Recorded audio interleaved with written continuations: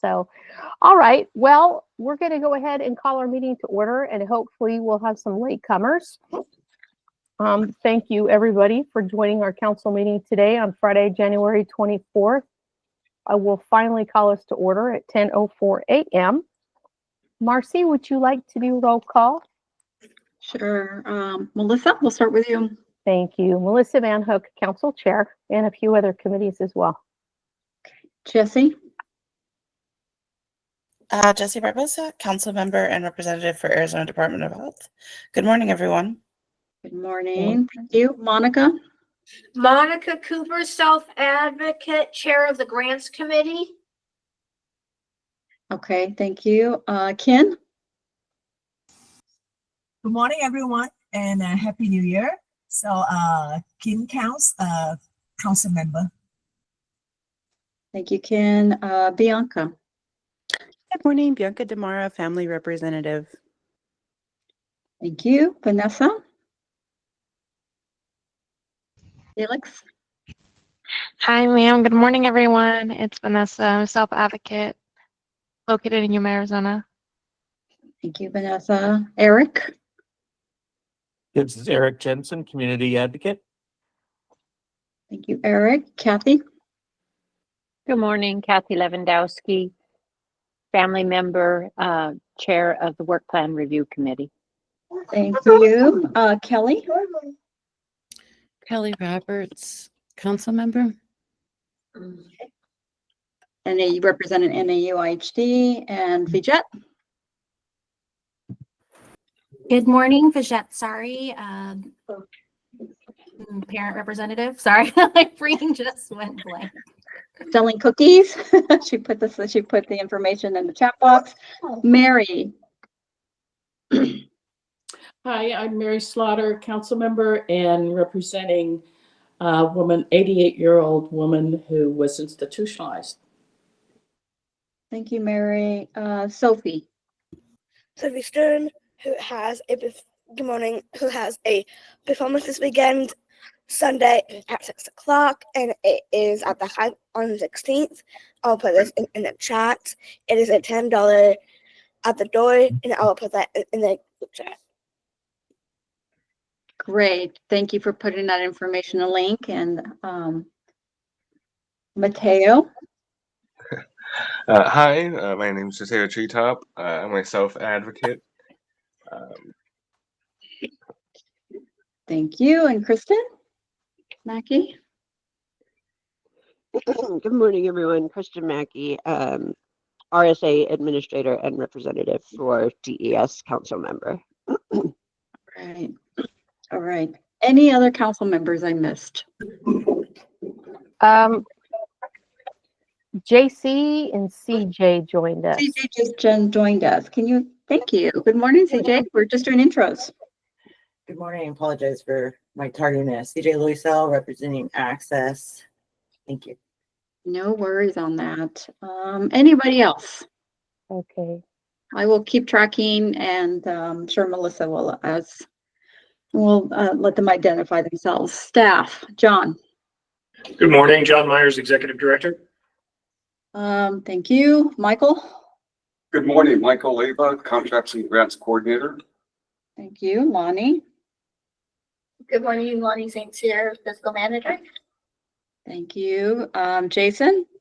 Good morning, Jason Sneed, Research and Communication Specialist. Okay, thank you. I don't know if Sarah's there. I can't see that well. I'm here. Yes, Sarah Rue, Communications Director. Okay, Sarah's there singing. All right, and someone just joined from 602. Can you identify yourself? I think JC's on as well, Marcy. Yeah, I did mention that. I have CJ. Eric, code 602, someone who just joined. Hi, yeah, this is Anna. I'm with the Auditor General's office. I'm sorry, tell me again your name. My name is Anna. And your last name? LeClaire. Thank you, with the Auditor General's office.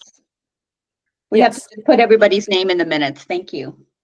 That's okay. I did try to join on the Google Meet link, but only the call-in number was working. Is there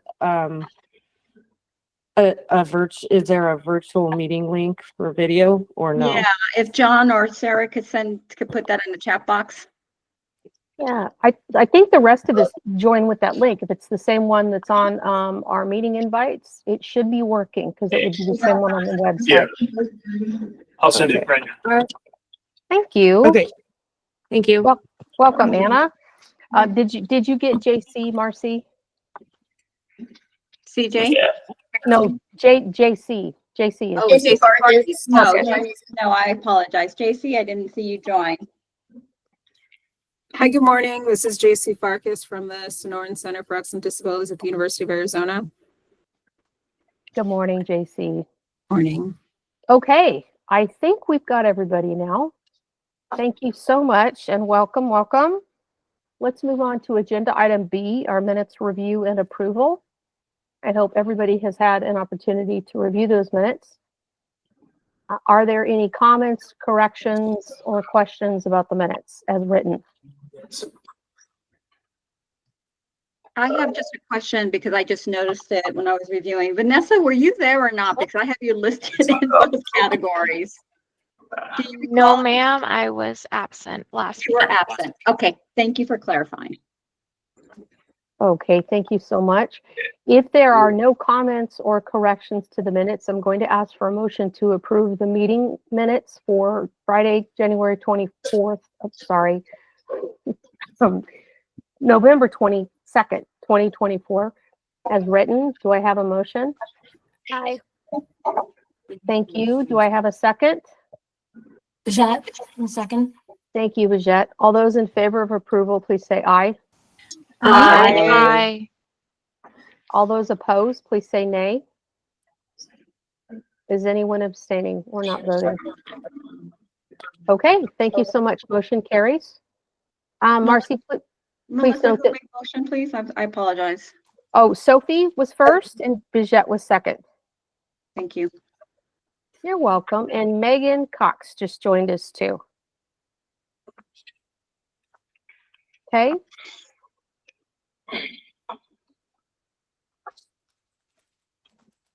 Okay. Did you get that, Mercy? Yes, I have Megan. Thank you. Okay. Thank you so much. All right. Let's move on to agenda item C, our fiscal contract update with Lonnie. Thank you, Melissa. Are you able to see the fiscal update? Yes. Okay, Yes, ma'am. perfect. So the council received a total allotment of $1,501,328 for fiscal year 2023. The council has fully obligated these funds. A no-cost extension for the period of performance has been granted and now runs through September 30th of this year. There's approximately $47,087 remaining to be liquidated of these funds. Moving on to the next year, the council has received a total allotment of $1,500,684 for fiscal year 2024. The obligation and project periods are also through September 30th of this year. There's approximately $975,501 remaining to be liquidated.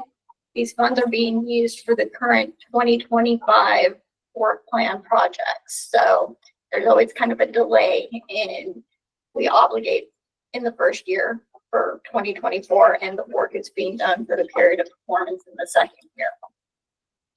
And then finally, the council has received a second allotment for fiscal year 2025 in the amount of $344,486.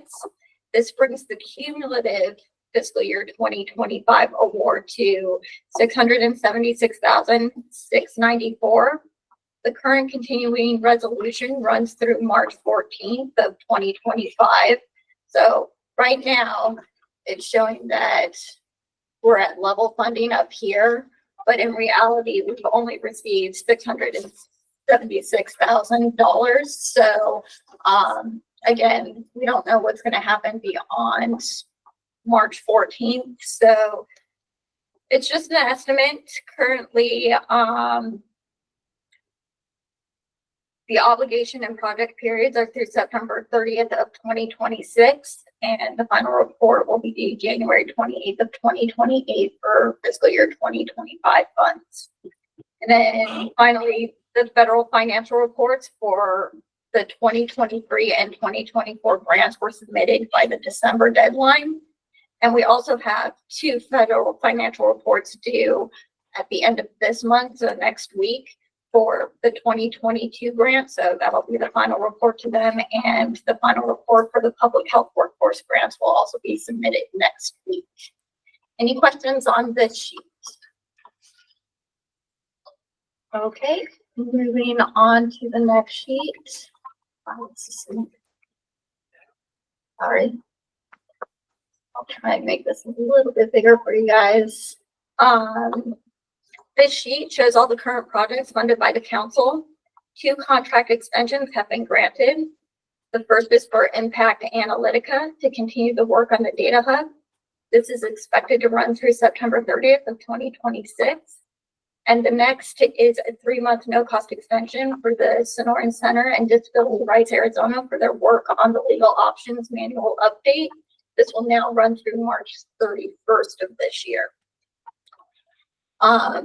And again, a lot of invoices have been coming through for the new year, so some things may not be reflected on the sheet that have already been or are being processed currently. Any questions on this sheet? Okay, final sheet.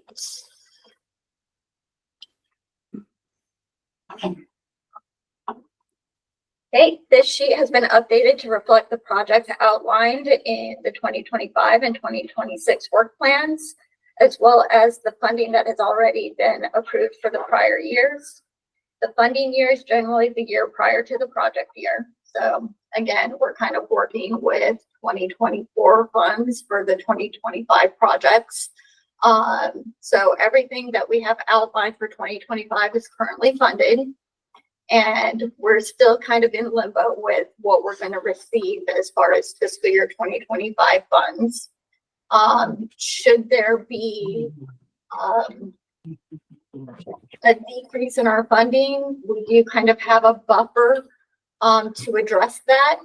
And that wouldn't cut anything that we've kind of already identified moving forward. However, if we do get the level funding, then there's some funds to be identified for projects moving forward. Any questions on this sheet? Okay, that's it for me.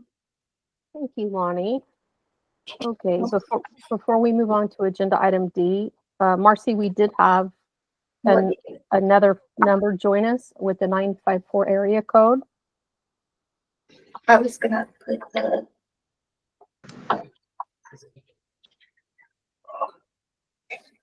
Okay, I see it. Can you identify yourself from area code 954 for purposes of the minutes?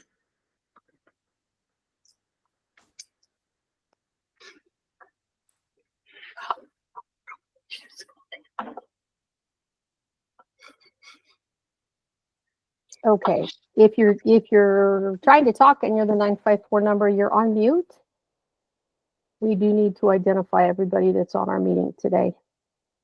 So that would be appreciated. Okay, well, hopefully you can unmute and say hi. We'd love to know who's joining us and say hello and welcome you to our meeting today. So thanks for being here. Okay, let's move on to agenda item D, our executive director report with John Myers, our executive director. Okay, good morning, everyone. Thanks for joining us today. It's good to see everybody. Happy New Year, all of those appropriate salutations. It is an interesting time for us at the council, as it is an interesting time for our nation. As Lonnie mentioned, we are continuing to operate under a continuing resolution with respect to federal funding. So we do not have a final dollar amount for our annual award. We have gotten 2 notices of award, so we have roughly a half year's worth of funding. We are being assured by the executive director of NACDD, our national association, that in all likelihood, things will remain at level funding for this year. She comes from a background working in the federal government. She has strong connections at ACL, at HHS, in some congressional offices. And so she feels very confident that NACDD, or that councils themselves are in good shape to receive the funding that we have received in the past. But we have nothing on paper, so we have no guarantee of that. We're going on her word and the word she's getting from her contacts in Congress and at federal agencies. So as Lonnie mentioned, we do have a bit of a cushion right now if things go south a little bit, but we are keeping our fingers crossed. We're very hopeful that we will, at least for 2025, receive at least level funding. We're certainly not going to see an increase. We know that for a fact, but we hope that the funding will at least remain level. And as always, we'll keep you informed. If we do see a decrease in funding, and I want to be clear about this, I shared this with the executive committee last week. If we see a decrease in funding, it will, in all likelihood, well, if it exceeds the cushion we have, we will, in all likelihood, have to start reevaluating what we are supporting. We may have to, in worst case, we may have to withdraw some funding for projects that we're currently funding or that we envision funding moving into the future. We may have to pull some projects in-house and distribute some responsibilities around the staff. Very, very last thing we will do is make any changes to our staffing. We have a very strong, very smart, and very experienced team here, and we can handle quite a lot. The last thing we want to do is see any changes to this team. I can say without reservation that without this staff, the council is unable to do any of its work. So I want to be very clear that regardless of what happens, that would be the very last resort for any of us. We will inform you as things go on, and certainly by the April council meeting, we should have more information about where things stand. I'll talk a little bit more about the federal funding issue or federal funding issues in just a moment. I want to touch on very quickly some committee changes that will be taking place. In particular, the grants committee, we've lost a number of members, we've lost several members, enough that it's kind of concerning that we don't have enough members remaining on the grants committee. So we will be reaching out to some folks on the council to ask for your willingness to serve on the grants committee moving forward. It's very important. It doesn't require a ton of time, but there are certain moments in the year when we have requests for proposals out that it does require an investment of some time to review grant applications and so forth. And we'll be reaching out to some folks to solicit your participation in that. And then more immediately, we have put together an ad hoc bylaws committee to address some shortcomings in our bylaws that need to be that need to be taken care of. Among the things that are missing right now, and nobody likes to hear this, nobody likes to hear the words term limits, but we are missing term limits in our bylaws right now, and it has been reinforced to me by our contacts at ITAC and at NACDD and at ACL that we need to establish some term limits in our bylaws. So we'll be working on that. We'll be working on strengthening our conflict of interest section, and then doing some work around some of the committee responsibilities and a few other things that just need to be tightened up in the bylaws. So that work is going to take place over the next 6 or 8 months. JJ Rico at Disability Rights Arizona has agreed to chair that ad hoc committee. Other members will include Melissa, Jana Merle, Vijay Sari, and Eric Jensen. And what we will do, our plan is to put together some revisions, provide those to the council for input and response, and then come up with a finalized version that can be presented to the council no later than September for final approval. Any questions regarding that or regarding the federal award?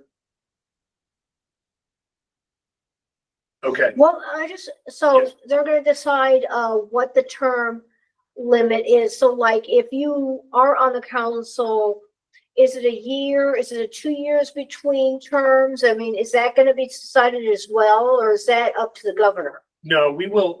We can build that into our bylaws. As everybody knows, you're appointed by the governor to serve on the council. terms are currently 3 years, and we are going to have to set a maximum number of consecutive terms that anyone can serve. At this point, that's up in the air, whether it's 2 or 3 or whatever. We will have to decide that. And then any individual who wants to continue serving on the council will have to step off for at least a year and then can reapply to serve and be reappointed by the governor.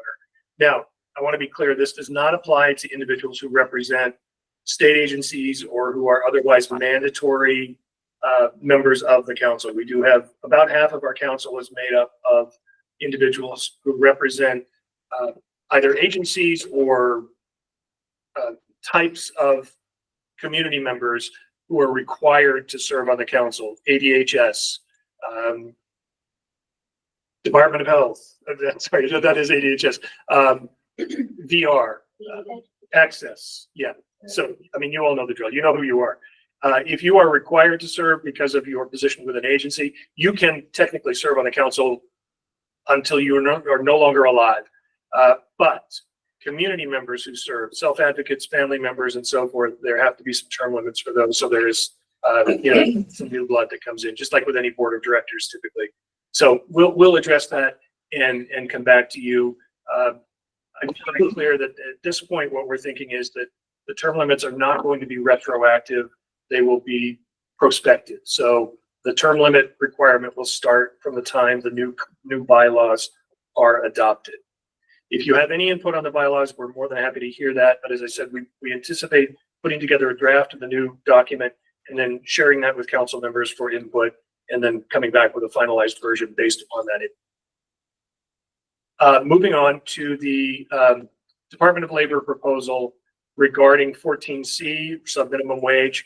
I just wanted to bring to everybody's attention, the U.S. Department of Labor issued a notice of proposed rulemaking a while ago related to 14C or sub-minimum wage to essentially phase out any sub-minimum wage programs, any 14C certificates anywhere across the United States over a 3-year period. There was a comment period that ended last Friday. Quite a few comments were submitted on both sides. Quite a few folks who are in support of keeping sub-minimum wage available, quite a few folks who are opposed to it. Our national organization, NACDD, is adamantly opposed to continuing 14C certificates. Most councils have taken a position that they support competitive integrated employment, although I won't say that that's universal, but I think that is generally the feeling around the nation among councils. And as you know, our council is actively involved in programs that support moving toward competitive integrated employment for individuals with disabilities across the state. We will let you know where that goes. At this point, as I said, the comment period just ended, so all of those tens of thousands of comments are being filed through and being addressed by the Department of Labor.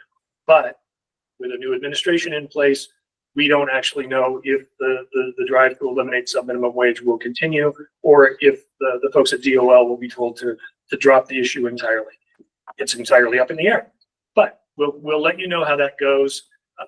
There are, of course, multiple opinions on this, and I don't know that we have time to debate it right now, but we'll keep you apprised of what happens with the Department of Labor. As I said, the proposal is to phase out 14C over 3 years, which would hopefully give those who continue to hold certificates, and there are probably a dozen or more agencies still in the state of Arizona that utilize 14C. It would give them time to move to a different business model and hopefully find appropriate alternatives for the folks they are employing using their 14Cs. Is there anything else I should mention on that, Mike? Okay. Finally, I want to talk about the legislative session, some of the things that we are looking at, and I also want to talk about what's happening in Congress. Not to go into too much detail, I did a webinar a couple of days ago related to the legislative session, talked about some of the bills we're tracking. Currently, we are tracking 84 different bills that in some way touch upon individuals with disabilities in Arizona. It's a much busier session with respect to disability issues than we anticipated. We thought it was going to be kind of slow. Turns out there's quite a lot going on that in some way affects or could affect people with disabilities.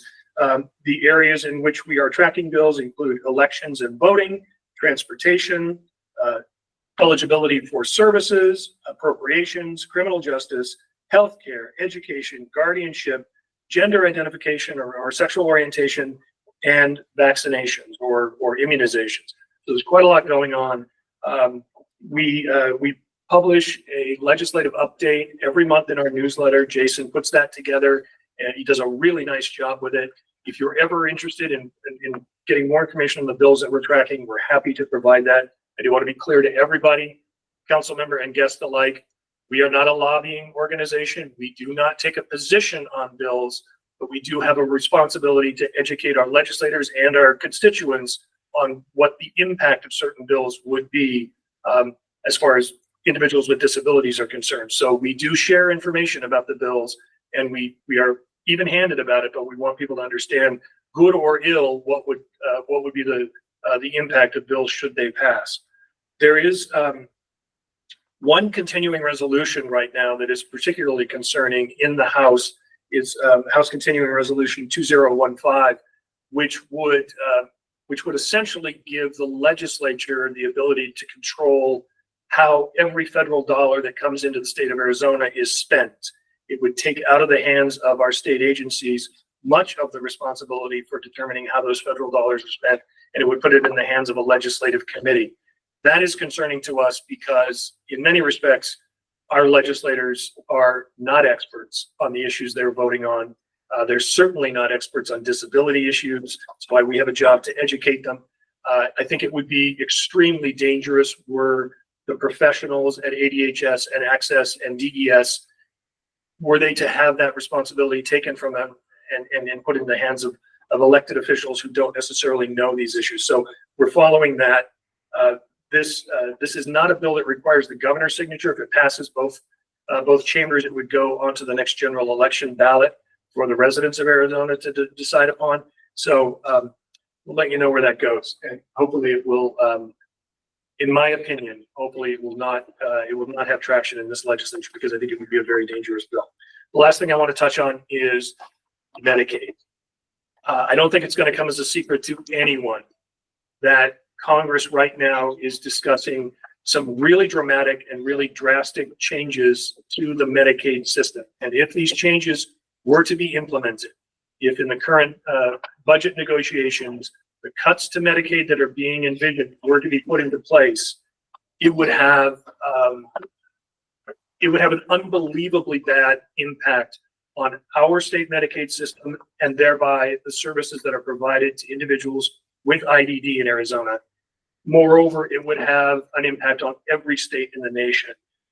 Individuals with IDD, people who rely upon other Medicaid services, which are vast and wide-ranging, would be negatively affected. We're very concerned about what's being proposed, whether it's block grants, per capita caps, lifetime caps, work requirements, you name it. We are working with our national organization. We are communicating with our elected officials in the House and in the Senate related to the impact that these changes would have, trying to dissuade them from moving in that direction. We have this responsibility, and we are taking it seriously. It is our hope that we can impress upon them the importance of Medicaid, upon them the importance of the kinds of home and community-based services that are supported by Medicaid, the other, again, wide-ranging services that touch upon people with disabilities, and that we can help them step back from the brink on this. It is a dangerous time, and this is not the first time Medicaid has been endangered, but this may be the most serious time, at least while I've been working the last 15 years or so in the DD service system. So we will, I'm sure you will stay abreast of this issue. It's very much in the news right now. We'll keep you informed as we find out more, but please know that we are working on it. We welcome the input and the involvement of any and all council members who would like to be involved. We would especially welcome any stories that you would like to share, either personal stories, stories of people who are members of your family or members of your social circle. If you are a caregiver for individuals who rely upon Medicaid services, we would welcome hearing your story, because we can then share those stories with members of the House who are even today working on these potential Medicaid changes, these budget changes that could affect our communities. So please don't be shy about sharing with us how Medicaid affects your life or affects the lives of people you know and love. It gives us more ammunition to fight this particular move. I've probably said more than I need to. We all understand the importance of this, but please feel free to contact me, contact Sarah. Let us know how we can work with you or how you'd like to work with us to get this message across to folks both at the state level and at the federal level. Any questions I can answer with regard to any of this information?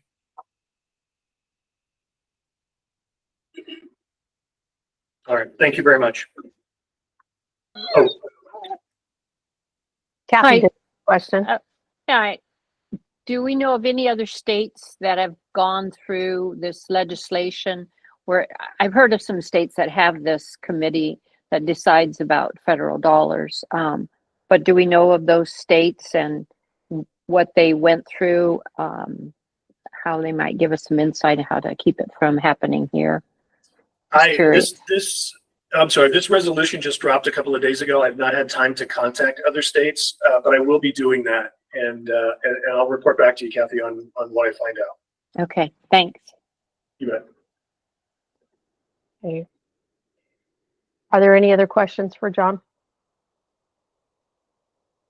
Okay, John, I'll be real curious to hear what you learned, if any other states have been in that same position. So thank you for that. Okay, let's move on to agenda item E, our contract proposal on leadership development and advocacy skills for individuals with disabilities and their families for systems change, with John and with Mike Leba, our grants and contracts coordinator. Yeah, I'm going to speak very briefly. I'm just going to set the stage. The proposal you have in front of you and that Mike will detail relates to a project we're envisioning putting together that will help to strengthen the self-advocacy and self-determination skills of individuals with disabilities around the state.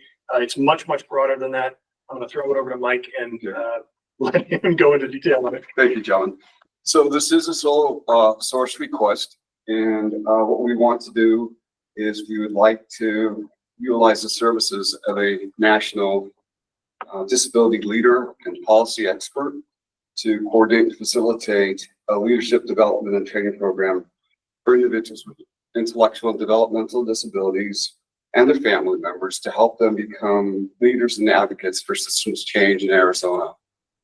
We identified a person by the name of Alan Bergman, who is the CEO of High Impact Mission-Based Consulting and Training. He's uniquely familiar with the subject matter of this training. He has over 50 years of experience in disability services, supports programs and training, and has skills and expertise which is utilized by a lot of disability organizations across the country. Mr. Bergman has worked nationally in 44 states as systems change facilitator, strategic planner, group facilitator, and training, including 35 years continuous service and partners in policy making. Partners in Policy Making is a highly respected organization that teaches advocacy and leadership training, and it's been very successful. So Alan, again, has been involved in that. Alan has served as CEO of 6 nonprofit agencies with budgets ranging from $3.5 to $31 million. He is an insightful and perspective strategic planner, skilled at aligning goals, groups, and available resources on organizations' missions. He is an inspiring trainer, a great facilitator. He has trained over 82,000 individuals, which is remarkable for a person to be able to do that. He's worked with over 400 organizations across the United States, including Israel and Australia. In the past 12 years, Alan has worked with 38 states. I received letters of reference from Alan from the states of Connecticut, Georgia, Illinois, and Minnesota. I'm sure that if I asked for 30 more letters, he would provide them. Again, he's uniquely qualified to help us with this project. to help. The goal of the project, again, is to develop leadership and training skills and to help individuals become advocates for systems change. The deliverables included in this project, and I'm sorry that I'm gonna just highlight items. I'm not gonna go through the entire proposal, but the deliverables include developing leadership training and skills. What we plan to do is have 2 all-day planning sessions at the beginning and then at the end. He will develop content for 6 leadership training webinars and recruit nationally recognized subject matter experts to present information and skills training. Alan will create the framework for 6 leadership training webinars at 3.5 hours each.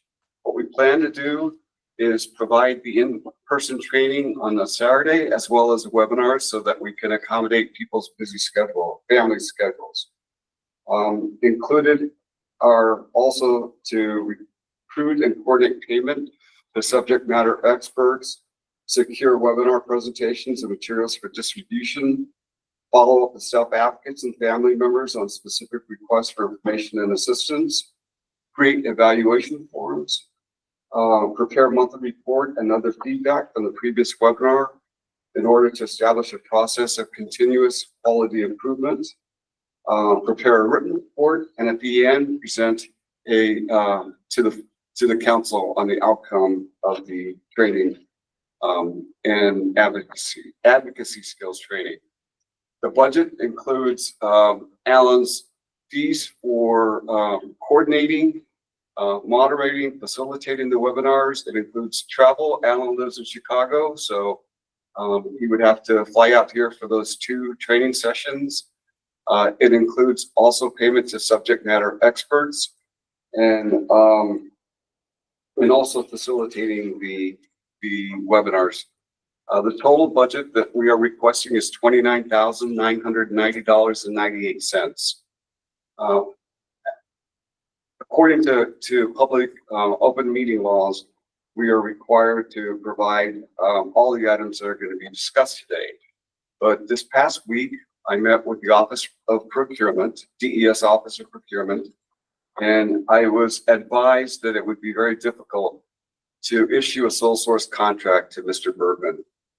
Even though he is, again, highly qualified to be able to provide this service, there are other companies on state contract under the meetings and conference contract. And so there may be a workaround, and we may be able to work with one of the vendors and they could subcontract with Mr. Bergman. So I did contact Mr. Bergman yesterday. I advised him, I informed him of this information that I received from the Office of Procurement. And I asked him if he would be willing to work as a subcontractor. And he said, absolutely, he wants to work with Arizona. So there is this workaround that possibly may allow us to use the services of Mr. Bergman. Okay. Okay. So, I'm sorry, go ahead. Nope. All I was going to say is that to the rest of the council, the employment committee did meet and we did discuss this. And this specific possibility of needing to use a subcontractor was discussed. The committee is aware of it. Kristen was very helpful because she's is running an agency. She understands and has been able to explain that this may be an issue. And we may be able to work this out, but the committee is in full support of funding this project. And I just wanted to mention that this is also part of one of our mandatory goals for national under self-advocacy. Not this specific project necessarily, but we have to work on projects for self-advocacy, and that's specifically what this is about. Okay, John, go ahead. Oh, I was simply going to say that on the agenda, you'll notice that we had put down calling for a vote on this project.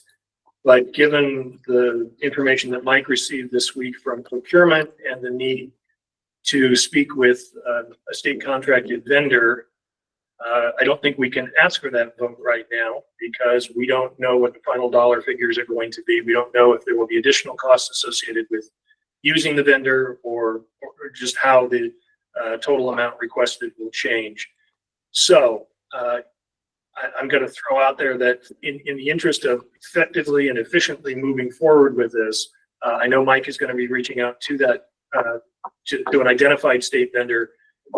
We may have to ask that the executive committee act in lieu of the full council to approve this so that we can stay on schedule with the dates as originally published. And I think those dates are included in the proposal you see. So Melissa, I don't know exactly what needs to, whether a motion needs to be made or how that needs to be handled, but I don't think we can legitimately ask for a council vote today. No, we can't, because if we do use a subcontractor, it is going to add a little bit more to the budget there. So Mary, did you have a question before we finish this issue? I didn't have a question. I just have a comment. I don't think there's anything that we can do wrong with working with Alan Bergman on this. So in some way, I think that would be wonderful to happen. I would just urge us to make sure that it ties in sync with the self-determination, self-advocacy contract that we have. I think it's with the Tempe ARC. I'm losing track of who the particular vendors are, because I want to make sure that whatever we do with this project actually results in the self-advocate statewide coalition. So that's the only comment that I have. I think it's a great idea. Thank you, Thank you, Mary. Mary. I'm sorry. Thank you, Mary, for making that comment. In anticipation of this project being able to move forward, I met with our partners. I met with Arizona Achieve, Ryan Berry. I met with Care for the Caregivers, Michelle Thorne, and Diversibility Incorporated. I met with them because I wanted to have them help me recruit individuals to participate in this program. I failed to mention that in the proposal, our goal is to have 30 individuals that will attend the 2 in-person sessions, attend the 6 webinars, and then at the end of that, they will become certified, so to speak. They'll receive a certificate signed by John and Alan Bergman if he's selected, and we'll be able to have them help advocate on our behalf. Also, because we are restricted from providing food and beverages, I reached out to United Healthcare and asked that they would provide monies, become a sponsor. And so United Healthcare is going to be able to do that. So they are allocating $1,500. And then because we have difficulty securing venues, Care for the Caregivers is going to allow us to use the Legacy Foundation meeting room. And it's a really nice state-of-the-art facility. So we are working, the council's working with our partners. We're getting support. We're going to continue to reach out to other individuals and organizations to help recruit individuals to participate. This is Monica. I was asked to be one of the participants, and I'm looking forward to it. I looked at the proposal, and all the presentations that we've gotten for the webinars are really sound interesting. I'm looking forward to it. Good. Well, hopefully we can go through with this. Mike, do you have anything else to add before I call for a motion to table the vote until we have more information? Well, I'm going to work quickly with the Office of Procurement. I've already identified a vendor. DDD had a conference last year at El Sol. They also had one here in Phoenix. And I was very impressed at how that conference is set up. The meeting planner that organized it, very professional, very customer service oriented, very detail oriented. That's the type of person that I want to be able to work with. I want this to be a successful program for the council. So I'm looking forward to reaching out and hopefully being able to facilitate something fairly quickly, because what we want to do is we'd like to start this program on March the 29th, which is essentially 2 months from now. So there's a lot of work that needs to be done, but I think that that work can be accomplished. Well, I agree with you, Mike. So thank you. All right. In lieu of hearing all that and knowing that Mike is going to need to reach out and find if we can use a subcontractor in order to go forward, I am going to ask for a motion to table this vote, the vote for developing leadership and advocacy skills for individuals with disabilities and their families for systems change. We can table that vote until we have more information. Do I have such a motion? Aye. Sophie? Thank you. Do I have a second? This is Bajette, so moved, or second. Thank you, Bajette. All those in favor of approving, please say aye. Aye. Aye. Aye. All those opposed to the motion, please say nay. Is anyone abstaining and not voting? Okay, motion to table the vote carries. Thank you. Kathy, do you have a question? So are we going to have a motion now to ask the executive committee to, or approve the executive committee to make the decision Yes. on a contract? Okay, thanks. Yes, yes. So thank you, Kathy. Just gave you a heads up on that. So I'm going to call for a motion to allow the executive committee to approve or disapprove funding of this project after Mike gets the information that he needs. If we can use Allen as a sole source contract with a subcontractor in the state. So do I have a motion to approve executive committee giving the yes on this project or the no? We don't like it. So moved. Thank you, Monica. Do I have a second? Aye. That's Sophie? Yes. Thank you, Sophie. All those in favor, please say aye. Aye. Aye. Aye. Aye. All those opposed, please say nay. Is there anyone abstaining? Okay, thank you. That motion carries. All right. Thank you so much. Mike, I'm going to keep my fingers crossed. Okay? Thank you, Melissa. You bet. Okay, let's move on to agenda item F, our committee work group reports. And first is grants with Monica. The grants committee hasn't met since the last council. Okay, Marcy or Lonnie, do you have anything to add on grants committee? Nope, Monica pretty much covered it. We haven't met, so there's nothing to really report from that committee. So thank you. Okay, thank you so much. Let's move on to update from system access and navigation. Oh, Janet is not here. She did email and say she was unable to make it. So is there any staff or other individuals that can update us on system access and navigation? No. Hi, this is Sarah. I can briefly point people to a link you may be interested in. Our committee, as you know, has worked to create the Moving to Arizona guide.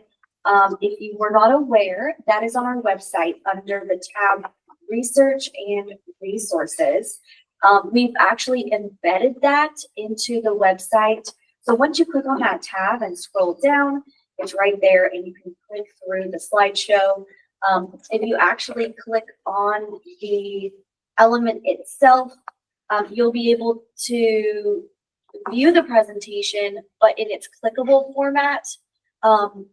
You know, it was designed for people to go back and forth. And I just want to thank everybody who has been working on that. We plan on focusing more on folks in the aging realm this year, and we'll have a report soon on that.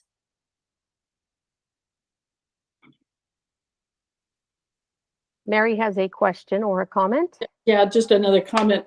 The community of practice thing is really starting to take hold finally for that a partnership with the aging community and DD. So I'm excited about that. It's starting to take hold, and I think we're going to have some things to start reporting on that. That's all. That would be wonderful. Okay, anything else? All right. thank you so much. We're going to move on to meaningful careers with me. I am the committee chair. Okay. So as you all know, our goal is that by federal fiscal year 2026, ADDPC will increase the career potential of people who have intellectual and developmental disabilities and link them with resources needed to achieve their goals. There are 3 objectives that support the goal. The first objective focuses on transition age youth, ages 14 to 22. The second on working age individuals, ages 22 and older. And the third on families and individuals that support them. So staff completed a write-up of the 14 meaningful careers activities, which were completed in fiscal year 2024 for the program performance report, PPR. Thank you, guys. That's a horrendous report. Not your half, the process. God bless you.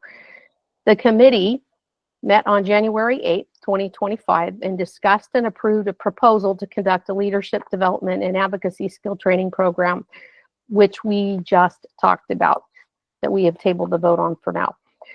Our funding for the Supporting Inclusive Practices in College, or SIPSI project with the Institute for Human Development at Northern Arizona University has helped spawn a new collaborative of inclusive post-secondary education programs for students with intellectual and developmental disabilities. It's pretty cool. We formed an alliance called Think College AZ, which includes representatives from ASU, Grand Canyon University, NAU, and the U of A, to further strengthen the alliance of universities and their respective programs and increase awareness of inclusive post-secondary education opportunities for students with intellectual and developmental disabilities. We are having an all-day planning meeting February 28th, 2025 at the Helios Foundation. We want to reach out to community college and we'll invite representatives from Scottsdale Community College to the meeting to share information on Think College AZ. The goal is to gain their support and participate in the alliance. We would like to grow our network of colleges that are specifically supporting individuals with IDD that are going kind of above and beyond their Disability Resource Center and have programs, and make them aware of what the other universities and colleges are doing so that we can all kind of support one another and strengthen the programs, as well as make the community aware of what resources are actually out there. And then finally, the Meaningful Careers Committee will meet in the next month to discuss the possibility of providing funding for a licensing fee for a new Project Search site. Project Search is a unique business-led one-year employment preparation program that takes place in the workplace. There are 2 programs, one for high school students transitioning into the workforce and one for adults. It creates an opportunity for career exploration through various hands-on training in a variety of departments. Participants acquire competitive, transferable, and marketable job skills. 344 interns have graduated from Project Search in Arizona, and 71% of Arizona Project Search graduates obtained competitive integrated employment in 2019. So it has a pretty high success rate. I really hope we can make this happen. Thank you. Were there any questions or comments for me or Mike? I have a question. Yes. Is it about this? Yes. Are we able to do anything with Glenda Community College? Do they have a program already up there? I think they do, yeah. Oh, well, Mike, we could always reach out and see what they're doing. I know that's where you attend school right now, isn't it, Sophie? Yes. And so I was like, oh, perfect. I'm going to chime in and say something. Okay. All right. Well, we will see, because it's an alliance. We can't make them do anything, but we are always looking for more partners and to grow this network of organizations. So yes, Mike, can you please make a note of maybe reaching out to GCC? And then maybe Yes, I will. Company Thank Theater. you. What's that, Sophie? And then maybe Detour Company Theater, that has a program. Okay. It's not a college though. Oh, so okay. That's okay, but that's cool. So I'm glad. I know you're passionate about that. Yeah. Okay. Thank you so much. We are going to move on to our behavioral health and IDD committee work group, which is need a research and communication specialist. All right, so the behavioral health and IDD committee works with to improve behavioral services and its connections with IDD as well. So as part of that, we wanted to send a letter to regarding the annual report that DRAZ or Disability Rights Arizona did to DDD to help support the to help try to support and advocate for people in group homes. If you're not familiar with that program, it was through legislation a couple years ago. The legislator basically said that they could do a group home monitoring pilot program, and so and DDD contracted with DRAZ to do that program, and they issue an annual report every year, and what improvements that need to be done. So we met with DRAZ to go through the language and make sure that we are correct on the language. And the group wanted us to send a letter, so we're in the process of editing that and going through that. And the group hopes to be done by our next meeting in February. We do meet once a month to go over that, to go over certain things. And so if you're interested in that, please let me know. And that's, I don't know, Melissa, you want to add anything or not? Not much, other than we just had a new member join us. And that's Josh Munoz, who's over at First Place and is really familiar with behavioral health issues. So we've got a committee of really well-educated people that are working hard to make some changes. And thank you, Jason, for leading and kind of keeping everything moving forward and doing all of the documenting and your input. That's all. Thank you. Okay, no comments or questions? All right, thank you so much. That's it for our committee report outs. Oh, nope, we've got the work plan review committee. I always want to skip one, guys. I'm sorry, I should wear my glasses when I'm looking at this tiny little agenda. Okay, our work plan review committee with Kathy Levandowski, our committee chair. Thanks, Kathy. Sorry. So that's okay. The work plan review committee met on January 10th, and John and staff provided a progress on the 2025 work plan, the annual work plan, and gave us the status on grants and contracts, which you've all heard this morning by John and the other staff, and the extensions and renewals that are coming up. And then they talked about federal funding and their projections, and, you know, we just have to wait and, you know, see what happens with, you know, the federal government and what they decide to do. So, and then they talked a little bit about the development of the 2731 state plan and our role. So there wasn't a lot that went on right now. We're just, they gave us updates on certain things, but that's all we worked on the 10th. So not much to report. Okay. Because you've all heard it all. Thank you, Kathy. Thank you so much. All right. Thank you for those report outs. We're going to move on to agenda item G, our guest presentations, and John Myers will be introducing our guest speakers today. Yeah. We're having difficulty with our first speaker getting into the system. So let me make sure he's got the right link to get in. Okay.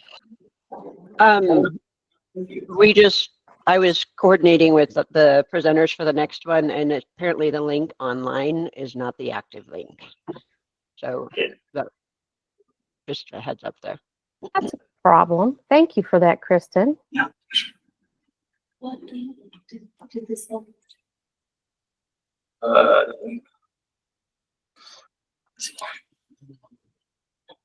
This is where the Jeopardy hold music comes on, right? No pressure. Are you going to hum it for us? Sure. No problem.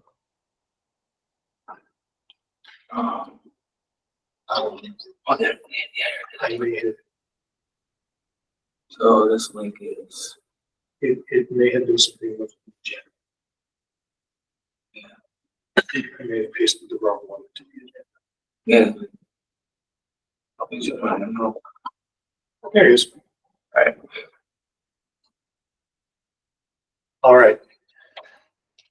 So welcome, Alex. Apologies for the issue with the login link. Your timing is perfect, though. We're just about to introduce you. So it's good to have you here. So we have someone to introduce. Really quickly, as I hope all of you know, because I think we've talked about it over the last couple of years, on our website, we have what's known as the Disability Inclusion Index, or colloquially, the Data Hub. And that is a project that was begun when Erica was the executive director in an effort to provide more data to communities around the state of Arizona, whether individuals or researchers or others, about the prevalence of disability in Arizona, the geographic makeup of the disability community, essentially broken down by county, and the types of disabilities and types of services provided to individuals with disabilities around the state. So Dr. Alex Kurtz with Impact Analytica and Arizona State University was the creator of the Data Hub and continues to be the individual who updates the information on the hub. And given that it's been a couple of years since we had him here, and given a new data sharing relationship we have with DES to provide state level DDD data, we thought it was appropriate to bring Alex back and ask him to give an overview of improvements, updates, changes that have been made to the Data Hub to make it an even more robust and more useful resource for folks here in Arizona. So I hope that is an adequate introduction, Alex. And if you would like to share your screen, if you need to share your screen, please feel free to do so. I'm going to turn it over to you. Thank you, John. Yeah, I'll share my screen in just a minute. Before I do that, thank you very much for giving me just a few minutes to. You're fading out. Fading out. We can hear you just fine online, Alexander. Alex? Yeah, okay. Okay, okay, now you're starting to come clear. Yeah, I just checked my microphone. It should all be. We can hear you fine online. Terrific. Okay. Thanks. So we've been working on the Disability Data Hub for the past 4 years. Under Erica, it was called the Disability Inclusion Index. It's more appropriately called a Disability Data Hub because what we are providing is not a reference towards inclusion, but what is the state of the statistics in terms of various areas for individuals with disabilities living in Arizona. And what I'm referring to are not just general demographics, but how are individuals with disabilities faring in terms of their education, their housing, transportation, employment, income, and then most recently, what are some numbers coming from the Department of Economic Security, DES. So we're excited to show you some of those data points as well. In general, since we have been launching the Disability Data Hub it's 4 years ago, and we've on average have about 200 plus visitors every month reviewing the Disability Data Hub. Right now, we're at a total of over 10,000 visitors thus far. In addition to that, I frequently answer questions from community members and others regarding some of the statistics in the hub. I also mentioned to John that approximately 2 to 3 times a year, I also get inquiries for smaller reports to be produced on some of the information that may require some inferences, statistically speaking. And one thing I'd like to point out is that we have quite frequently different organizations that are working in the disability space and insurance agencies as well, asking me questions about data in the hub. And I was asking like a Blue Cross Blue Shields members who was inquiring about some of the data, what these data points are being used for. And what's interesting is that they generally want to know how they can expand services into various areas of Arizona, in particular more rural areas. And in order to do so, they need data on where individuals with disabilities are located across the state, county by county. So it is not just community members or researchers or grant writers, it's also insurance stakeholders who are looking towards expanding services.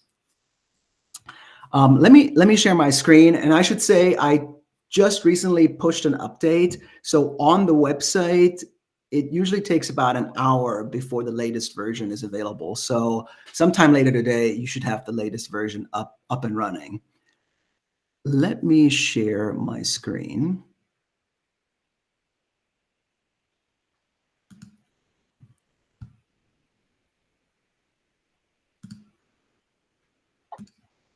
All right, so this should be,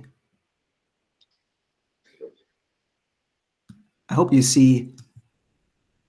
Yeah, we do.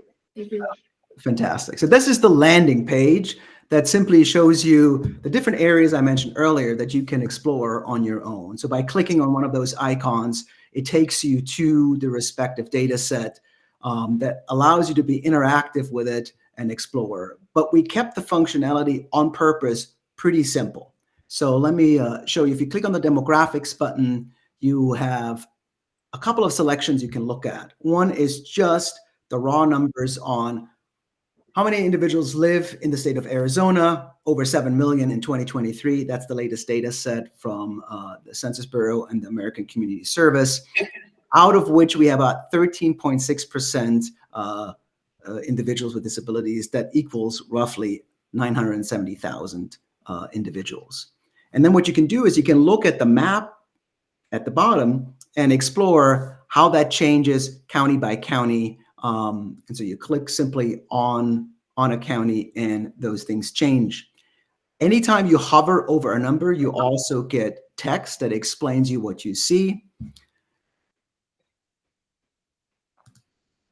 And at the very top, you could select different years all the way back to 2015. And then if you click the menu button, it takes you back to the main page. So you can explore general statistics on just the raw numbers of individuals living in Arizona. You can get breakdowns by gender, as well as different age categories. And we were exploring the data yesterday, and there are quite some stark differences between different counties. So if you look at La Paz, for example, you will see, for example, that over 2,000 people are in the 75 plus category in La Paz. And so you can do this for your county of interest or going across the state.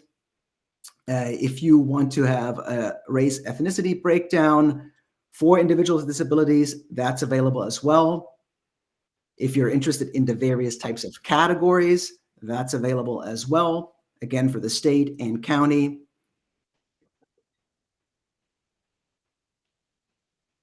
A couple other areas, education breakdowns are available. Transportation.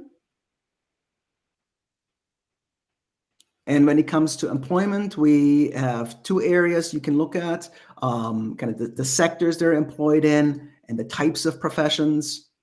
And when it comes to earnings, we have two areas as well, just a breakdown by the different income brackets and a new selection around poverty status. And then for the DES data, we have breakdowns going all the way back to 2016 by the various categories used by the Department of Economic Security. The latest data set we received for them was for 2023. And so the new category of Down syndrome was not added yet. So for 2024, we will get that data. And just a note on that, we always wait till the end of the year. They give you month by month breakdowns, but we want to get the most comprehensive view for the calendar year. So we wait until December. So it would be December 2024 that we're looking to get very soon. And at that point, you'll see the category of Down syndrome added, which is most likely going to change some of the other categories because they're currently subsumed under intellectual disability and probably branching into some other areas as well. In terms of what we're looking for the future is when you look at the data, our main concern was accuracy. And for that, you use the 5-year estimates, and you basically look year by year. If you're interested in trends over time and seeing a graph that would show you all the years we have available and how things might be fluctuating, we would have to look towards the 1-year estimates. And we probably wouldn't be doing that for every single dashboard you see, because we have almost 30 different ways to look at the data. We would pick certain key areas to do that. And in addition, we could also explore how we would compare to other states. While California or New Mexico or Utah are quite different, both in demographics and overall population, but it would give us some type of comparison, which we were asked for a few times. I'm going to pause here and see if there are just a couple of questions around the different areas and the data addition from DES.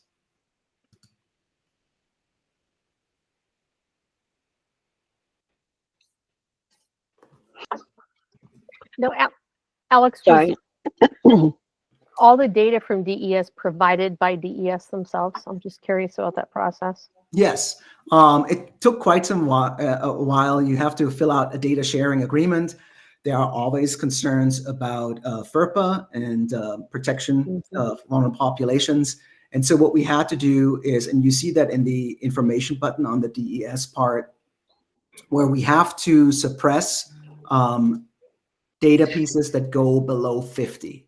So what you'll see in some of the more remote counties, not all categories are represented.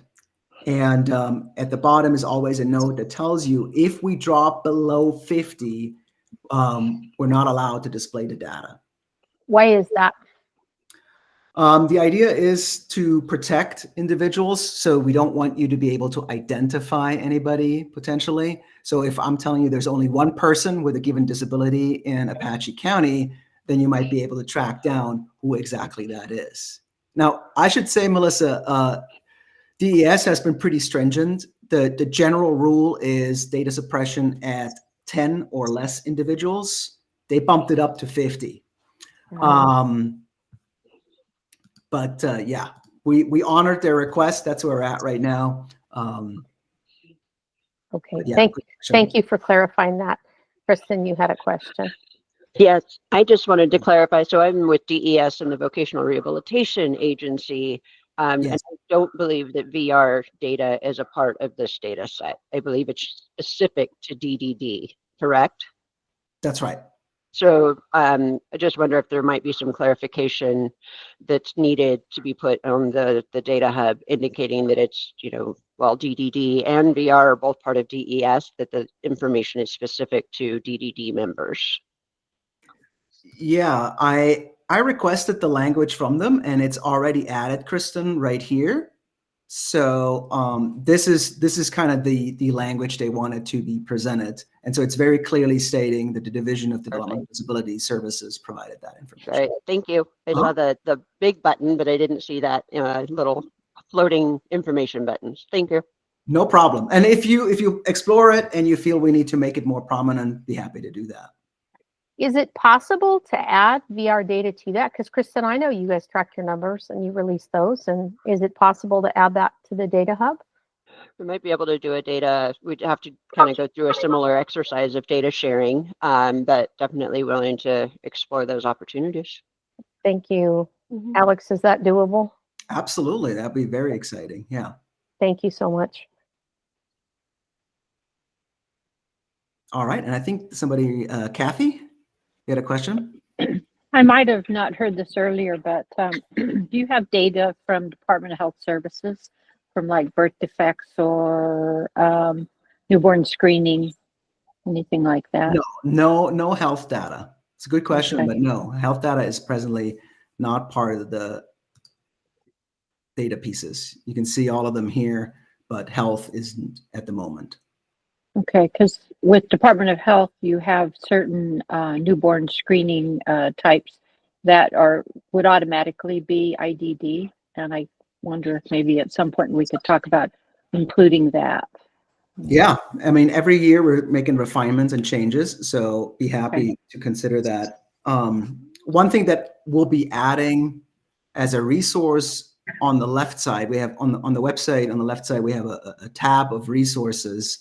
And for a different project through the Center on Reinventing Public Education, I've been working on the IDEA data sets, the Individual with Disability Education Act. Every year, Congress gets a huge report on the data. And thus far, there have been very few data visualizations made available to the public because nobody's going to read a 300-page report with a bunch of tables. In addition to that, the denominator is never present in these data sets, making it very difficult to compare raw numbers from California with Arizona because they're so much larger. All of that has been done, and yeah, that will also be made available. So if somebody is curious, what about K-12? That will now be, you'll be able to explore that as well. Nice, thank you. Mm-hmm.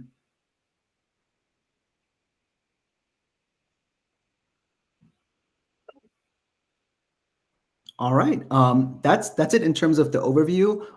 There will be a video on the website too, explaining users how to like navigate the data hub. And yeah, we're always eager to improve. So if you start playing around with it, you have a question, you'd like to see a particular piece of data, my email is directly on the website and Sarah's too. So I try to respond within 24 hours. So anytime you have a question, please just reach out. Okay, if there are no more questions or comments for Alex, thank you so much. I think that this is so valuable and so important, and it's exciting that you're open to maybe expanding and adding a little bit. But it obviously is useful with over 10,000 visitors so far, 200 a month. I'd like to see that number go up, but of course, people need to know it exists, so we need to continue to advertise it and push it out there. You've worked really hard on this. Thank you so much for all the work you put in. Yeah, my pleasure. Yeah. Thank you so much, Melissa. Okay, thank you, Alex. So. Okay, John, are you ready to move on to our next guest speakers, a customized employment pilot project? Absolutely. I'm going to just immediately turn this over to Kristen Mackey and her team to present on the customized employment pilot project at DR. Thank you, John. And I'm going to do a similar pivot over to Stephanie Johnson and Lori Sandine, who are working in cooperation together to really pilot the customized employment project here in Arizona. We've had lots of starts and stops to try to get this going, and have finally, I think, hit the sweet spot with our coordination with U of A and the two excellent ladies heading and spearheading this whole project. So we'll pitch that over, Lori and Stephanie. Thank you, Kristen. Appreciate it. It's always so good to see all of you. I know even though it's virtual and I can kind of see you guys there in person, but happy to be here. Happy Friday. And I'm getting to talk about the reason I came back to the Sonoran Center, which is the Customized Employment Pilot Project. I've been excited about this for years. When we talked about it a few years ago, I approached Kristen about it years later, and then here we are today, all teamed up with Stephanie Johnson and myself, who are leading this Customized Employment Pilot together. And the one thing I want to say, you can go to the next slide, Stephanie, is that it's a true partnership. So what I love about this is Stephanie and I meet every week. We talk about what's going on. We share about what's working, what's not working, some of the successes, some of the things that we need to maybe pivot. And so VR has been a true partnership in this with this pilot. So even though there's some you know, even though I'm here and there's some logos with Sonoran Center, this is a true partnership between vocational rehabilitation and the University of Arizona Sonoran Center. For those who don't know me, my name is Lori Sandonay. I am a systems change liaison, but more importantly, I'm the lead for the customized employment pilot and the employment first initiatives in Arizona. Stephanie, do you want to introduce yourself? Sure, I'd be happy to. Good morning. My name is Stephanie Johnson. I am the Strategic Initiatives Manager with the Rehabilitation Services Administration and Vocational Rehabilitation. That is a very long-winded title and just a nice way to say lots of project development and project management. So thank you for your time today. We appreciate the opportunity. Thanks. So customized employment is our bold vision. And I say bold, those are the kind of words, you can go to the next slide, Stephanie, but it's our bold vision. It's the vision where customized employment is creating an opportunity for people with the most significant disabilities to obtain and maintain employment. And when we talk about employment, and I know you guys all know this, but I have to say it's competitive integrated employment. Jobs alongside everybody else, earning the same rate as pay, working with people with and without disabilities, hired by an employer for the most part. So we're really been focusing on, we have been super intentional, and it is focused on collaboration, innovation, and long-term success. So this isn't just something we're doing and then we're going to be like, okay, that was cool, we're going to learn from it, and then it's going to sit. Like Stephanie and I have been very purposeful that this is something that we are doing to invest our time and making sure, and that it's going to be a statewide service eventually. It's not going to be something, we're not going to pilot and have it sit. And when we do something like that, for those of you who know, sustainability, scalability, replicability is super important to projects. And it also requires kind of a higher level thinking. But I want you guys to know that too, that this is with that kind of thinking. So when people ask me about how the pilot project is going, I tell them there's really 3 parts to it. The first, then I'll tell people we're actually doing a triathlon together, because it really is 3 parts. It is the true planning and implementation of customized employment. It's the planning, all the things that kind of go around the pilot. The second part is making sure providers or the people who are part of our pilot are implementing it. So helping them through it, understanding what's not working. So it's the actual pilot part. And then the third part is the sustainability, the scalability part. But how are we going to make this so that this works next year? When this pilot is over, what does that look like? So that's our triathlon right now. And when I say triathlon, I mean like we're in the Ironman. This is not a sprint. This is a long-term goal. This is a long, we're in a marathon. It's long. So I really try to share with that people, because it's not going to happen tomorrow, and it's going to be it's a process, but because we are doing it that way, we see that there's going to have an outcome of a service for people with disabilities. The other thing that's really unique about this is the collaboration part of this. We're working with families, providers, employers, state employment agencies, and I say that DDD, VR, of course, and then other community partners who are interested and invested and want to see customized employment come to fruition. So we're really making an effort to address real needs, like practical real needs. For those of you who don't know, I have been a provider here in Arizona for the last 2 years, so I know what it's like to provide employment services here in Arizona. My background is in providing direct services to rural and tribal communities. So I'm a passion for direct services and providers and the work. And we also want to improve the data that we're receiving. Not only, so it's great that we followed Alexander on this, but we are making decisions based on data. And I think that's what's important, not my assumptions, not what I think is best, but true on what we're seeing in the field. So not only is it about the implementation of the pilot, but going out and talking to people, asking questions, talking to providers who aren't in it, and understanding what it is in real life, what they're seeing, and gathering that data and making decisions based on that. The ultimate goal what's the biggest outcome? If I could wave my magic wand, it's a more diverse workforce. It is that people with significant disabilities, we see them in our community, they're being represented, and other people are seeing the benefit of hiring and working with people with disabilities. Okay, next slide. So customized employment pilot. Oh, we have pictures. You go ahead. This represents literally, I'm calling it my roadshow or my Eras tour, but it literally represents me going across the state. And it is so important for me to hear from the people that are doing the work. And I am the type of leader who likes to involve and include the people that it affects most on decisions, on actions, on implementation, on change. It has to involve the people that it affects most. And that includes the people who are out doing the direct services, the people we serve, the job seekers, people with significant disabilities who want to work.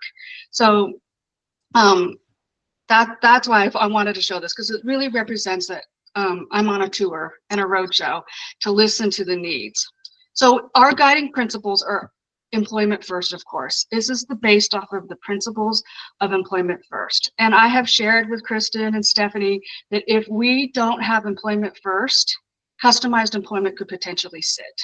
And so when we talk about employment first, it's the expectation that everyone can work with the right supports.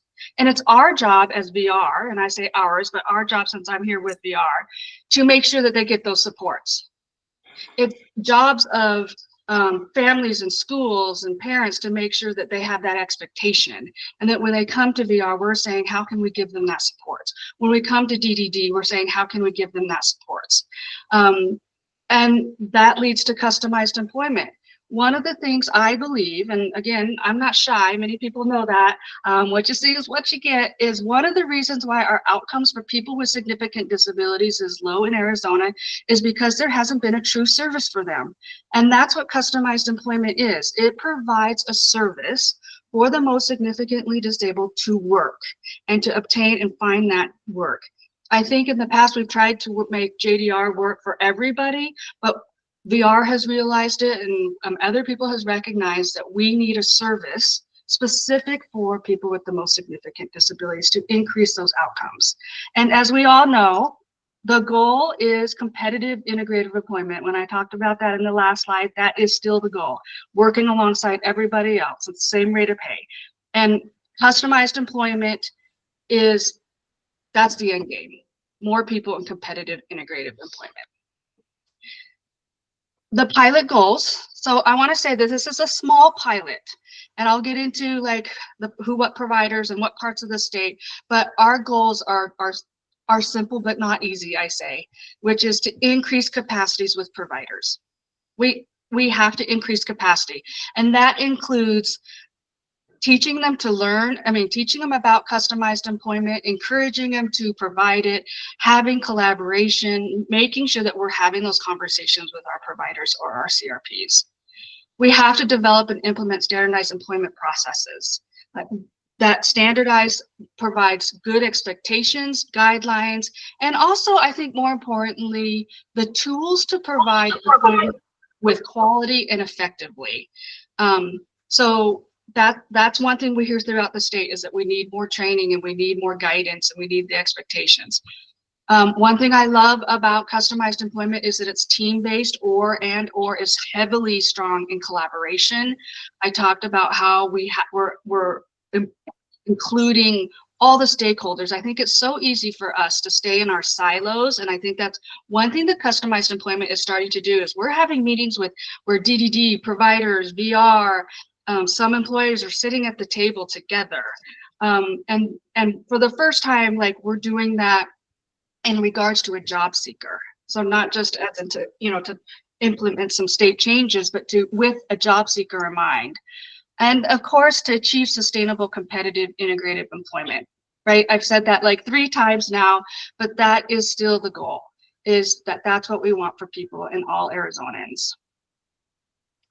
So I'm sure Stephanie's tired of hearing this from me, but I always say this is a can-do attitude. Like, I had a parent come up to me and say, when I was talking about this, and say, well, my kid can't even boil water. And my response is, well, then good, we won't get him a job boiling water. But I would love for you to share with me what he can do. And that was a strange question for her to be able to answer those questions. But one of the things that we're hearing from the pilot professionals in the pilot is, I enjoy the positive view and encouraging our clients to share and show what they can do instead of focusing on what they cannot do. They have heard what they cannot do all their lives, and this is about what they can.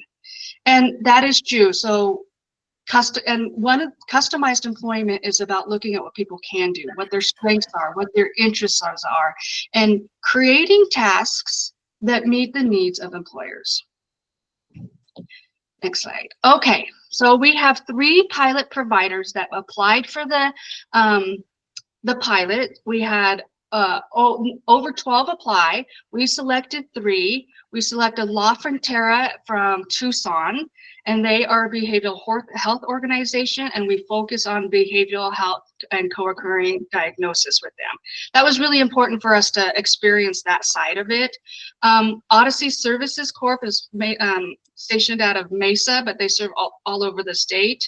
And their focus, we had them focus on Phoenix or Maricopa County, northern Arizona, and then a rural or tribal community north of Maricopa County.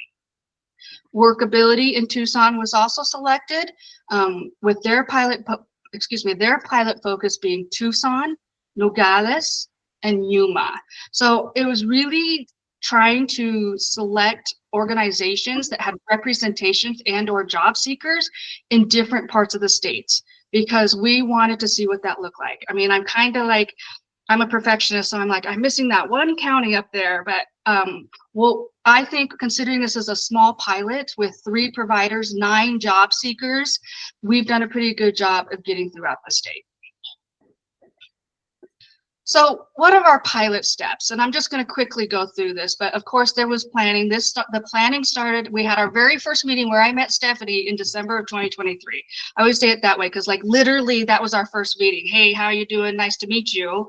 And then we've been in this for a year. So planning, creating, and then we had our kickoff meeting with our providers May 21st. I mean, when we talk about an aggressive timeline, I said hi to Stephanie for the first time in December, and we were having our kickoff meeting in May. So I still am in awe when I say that in these trainings, like, man, that was fast. And I even took a month vacation in that time. So it was really fast. We started implementation of services, and then we go on to planning, making sure we're scalable and thinking, and also making sure that we're pivoting along with it. Go ahead and kind of click the next arrow, Stephanie. So when we do that, I said that in the beginning, this is data driven. A lot of the stuff is based on evaluation and feedback. What are we learning? What are we hearing? You know, what am I seeing? What are others people seeing? And so right now we're in the implementation stage. So we did training first, and then now we have job seekers identified, and we're implementing services.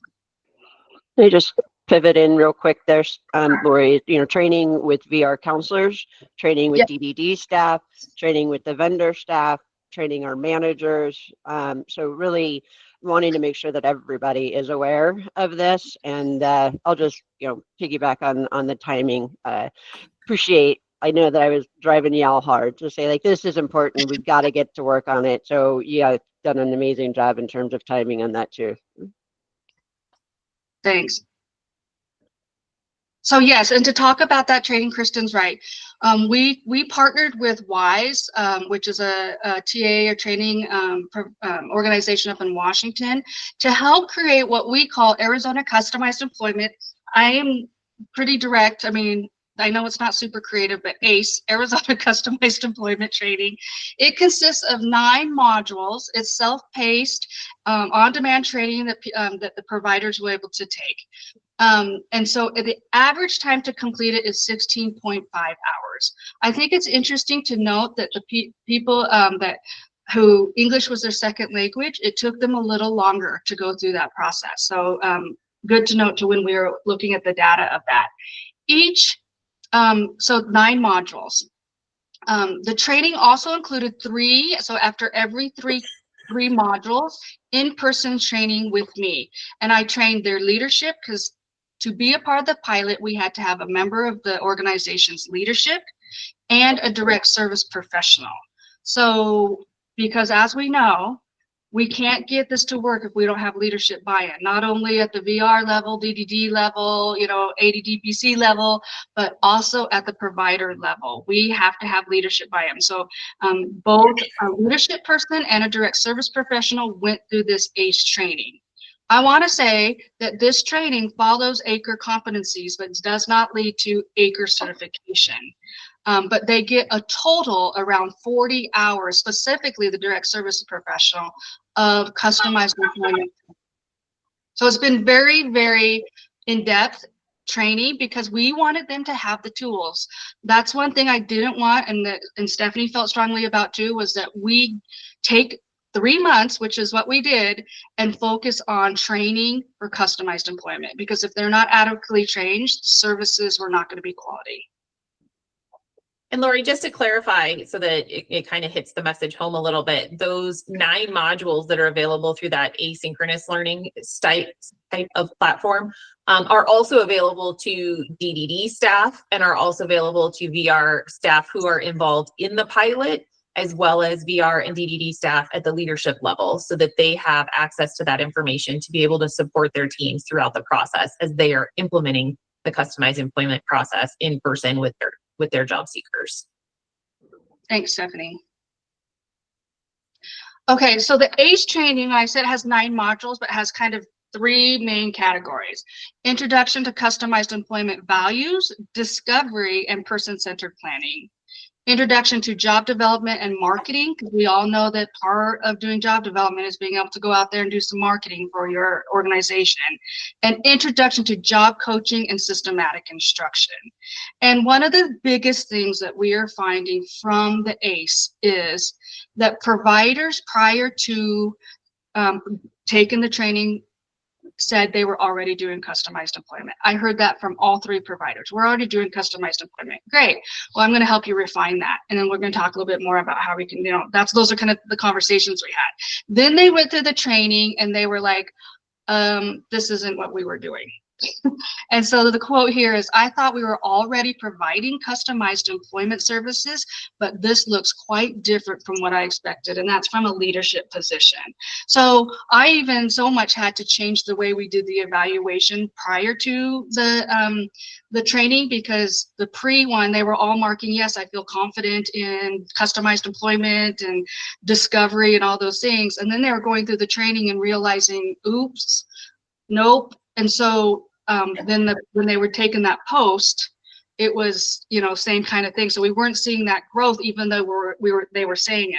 So we changed to a pre then post, where they took it at the end. Before the training, how did you feel? And after the training, how do you feel about your confidence in this? Because most providers think that they're providing customized employment services right now. So we've created different, I say, 2 types of tools. One are resources specifically for the pilot participants, people who are participating in the pilot.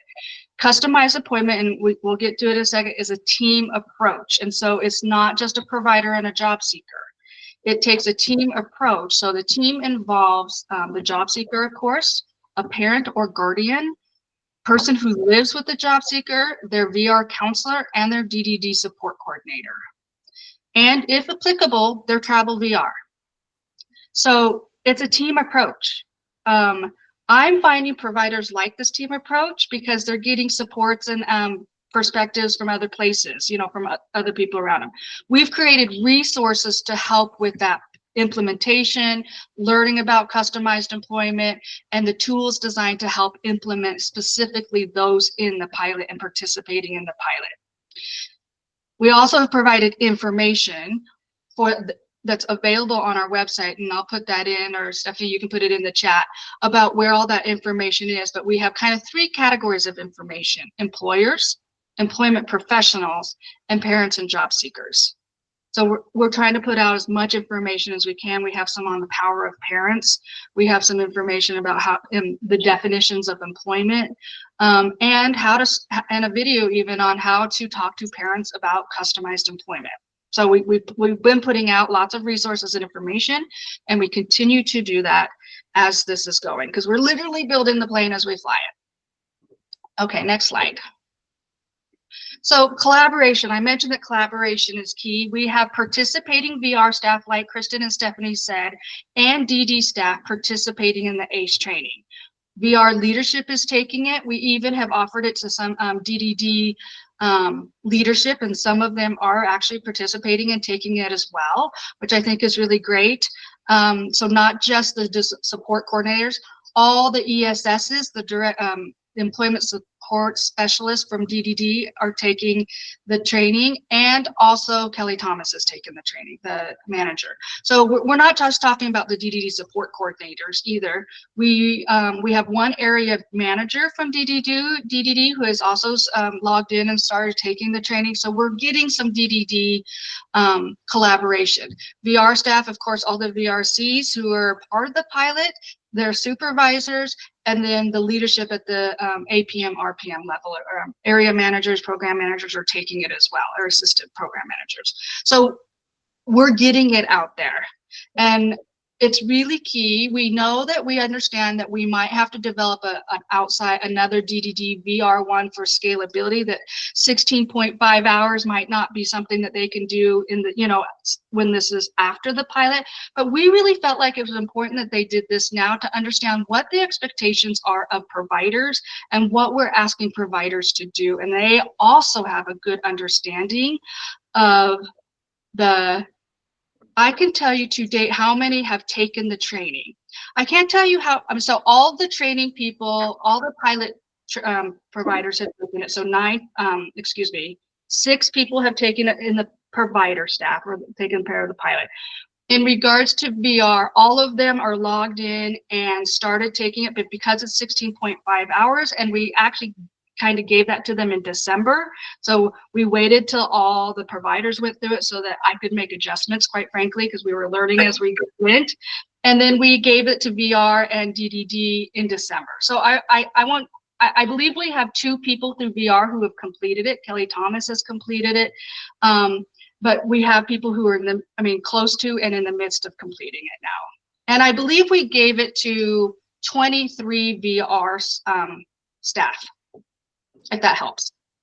Give it kind of a good idea. Okay. VR staff is not only who have assigned to a job seeker and isn't only getting the training, the ACE training, but they're also getting personalized implementation training from me. So I'm meeting with them regularly and walking them through what they're seeing report-wise when they're getting reports. One of the things I've asked providers is to communicate bi-monthly with DDD, with the team, so that people know what's going on. One of the biggest complaints, or feedback, I should say, I hear from DDD and VR and from state agencies is that they don't get enough communication from providers. So I'm really trying to change that habit and getting them to do that bi-monthly and communicate. And again, we want to make sure we're collaborating with the DDD, who have been very actually collaborative, and to ensure that we have also the extended supports available after they've been deemed stable and VR kind of steps away, and then we have our extended support so that they can maintain their services. I saw a question come up, but I didn't get to read it all. Okay. I responded for you. They were just asking if the trainings had been adapted to the different levels of functioning for our members. And I just clarified that at this point right now, these trainings are simply available for staff and providers. Yes, and I'm gonna say that Stephanie from the beginning was like, I want to create one for parents and job seekers. And I said, I'm the one that said I would like to wait because I want to talk to parents and job seekers and see how they want that training. I don't want to just assume that I know how they want to take that training, but I just, from a parent standpoint, I understand that they might want that differently. And we have learned that differently, that they don't want just a free hand, like a handout or a video. Yes, Melissa. Yeah, thank you, Lori. Two things. Ken also asked, what about members who require a communication device? Since it's just the trainings are just for staff and stuff right now and providers, are you educating on that issue as well? Yes, thank you, Melissa. So one of the parts of the discovery process, and actually it's even a part by the initial step of the customized employment, which is the client service plan, which many of you have probably heard, but looks very, very different in the customized employment pilot or in the customized employment service, is whether it's reaching out and determining what kind of other supports or evaluations we might need to be doing now so that the provider can continue on with discovery, but like the VRC or the DD is making those recommendations. So for example, we have a job seeker now that in this client service plan, it was recognized that they might need support. And so VR, as a team, we talked about it, and VR made the referral to assistive technology. He just recently had his referral and evaluation done. We were all able to be there as a team just to watch that and to learn and to support him in that. And so, yes, those are the kind of things. And I recognized it in the first meeting. We might not know all those things, but that's what the discovery phase is specifically for, is to recognize those things. Tribal VR, do they need to get in hooked to a tribal VR? You know, what are the things that we need? Maybe they haven't accessed some supports that we're seeing that they might need. Okay, and my question for you guys was, as you have traveled through the state and as you were, I know you had 12 different vendors that applied. Have you had the opportunity to speak to vendors about moving away from 14C? I have. I've had that conversation about 14C, and there's a lot of fear around it. Yeah. I'm gonna be honest, and it's really yeah. it's a business. It's two things. It's money, but a business decision, and we know it's gonna. And the other part is, and I'm gonna just say it this way, but fear from parents, right? Like what what are they going to do? And and I think that provider and organization, I call it organizational transformation, is definitely something. What's nice about customized employment, though, is it now provides a service for many of those people who are in center-based employment and have been for years to find a competitive integrative job. Yeah, which is, you're right, which is amazing and awesome, and it does work. Do you have any participants of the 9 that are moving out of CBE? We don't have any of them in the 9 who are moved out of CBE. I will say we have 2 who have done CBE and are not currently in it, but are now looking for competitive integrative employment. But they're not in CBE now, but like 2 years ago they did it. Okay, thank you for answering those questions. And Ken said thank you as well. Sure, happy to do that. And then of course the other collaboration was the tribal VR, because we have to partner with our tribal VRs, and we have 2 tribal job seekers in the pilot. And Lori, I know we're running short on time, so just as a heads up, we may need to speed through a couple of them just to get to a few people's questions at the end. Okay, we're gonna speed. And I feel like I'm fast anyway, so go ahead and with the next thing. So we've identified job seekers. I've kind of shared with you who the team members are, and I've shared with you that our job seekers reside in 6. So Tucson is behavioral health. We have a Pascayaki tribal member. We have someone in Nogales. We have someone in Yuma. We also have someone who lives in Chandler. We have someone in Holbrook and a Navajo Nation tribal member. Is that quick? Yeah, so representing those. And then again, I talked about the appendices and the exhibits. The resources that we've created are both in appendices, which are tools for implementation for the providers. The exhibits are the reporting that goes to the whole team, not just VRCs, but the whole team, DDD support coordinators, to say this is what we've learned in the discovery or the customized employment services. We have communication is an important part of this, right? We want to make sure we're keeping it. So we have a monthly customized employment network where we meet with people in the pilot to talk about what's working, not working. We put out a monthly newsletter for VR leadership. And we also have things like this where I can come and share with your group. I've shared through DDD leadership, DDD circle of support, community of practices, providers. So I'm available to present about customized employment and give the perspective. That's the other part. Go ahead. Lori, yeah. I wanted to let you know that this meeting is actually scheduled to end at 12:10 today. We did have an extended agenda, so I think you guys are going to be okay. All right? Okay, I appreciate you. You bet. So I want to just point out, do you have, the people in person have a question? I don't think so. Okay, so I just want to point out that I really believe, and something that's really exciting about the customized employment is that this service and this pilot project is addressing statewide challenges. And these are the challenges that came from your one of your reports that I wanted to show, the ICI report, that gave out recommendations about what VR could do, and customized employment. And this project with VR is addressing some of these challenges. And I just wanted to share that, like, we're encouraging high expectations for employment. We're advancing data-driven accountability. Like, we're really looking at what's working, and there's going to be, for scalability, we have like ideas for how we're going to follow up with providers and provide feedback and support to them so that this is a sustainable service.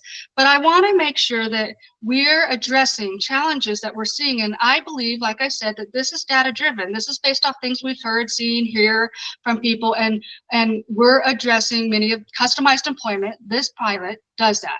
It addresses some of those challenges that were within that report. And I think that's important and valuable, because this customized employment pilot will lead to better outcomes for people with disabilities. Go ahead.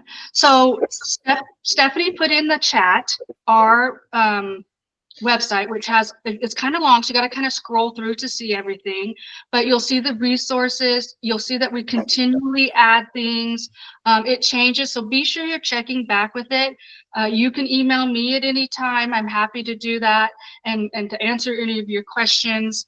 But I'm just so thrilled that this is here. I appreciate that VR is collaborating and partnering with us to get customized employment. Kristen and Stephanie both know that I have a passion for this work, and I've been to meetings where I'm very like, and we should do this, and we should do this, and just really figuring it out. Stephanie and I were very clear that when we started this, we wanted customized employment pilot to be messy. At times we've kind of kicked ourselves for saying that, but it has been messy, but that's what we want. We want to see what's not working, how we have to pivot. And part of being a pilot is being flexible and listening. And I think that's one thing that's we're doing really well, is we're hearing it. I'm not saying that it's been a bed of roses. It's been a lot of work. There's been frustrations. There's been a lot of places that we were like, I was flat out wrong, and we had to pivot or do something and make things work the way it works for here in Arizona. And I also think that it's important to acknowledge that every region and job seeker is different. And that's what customized employment is centered on. It's just they're individualized people. People on the autism spectrum, for example, aren't going to be the same in how they experience it in Yuma or in Nogales, or with certain cultural or with different parents. So we're really trying to take this and recognize each job seeker for their strengths and interests, and really see them for what they can contribute to a place of employment. And that's what I love and find exciting about customized employment, that it looks different for every person in every region. And it's super exciting to see that here.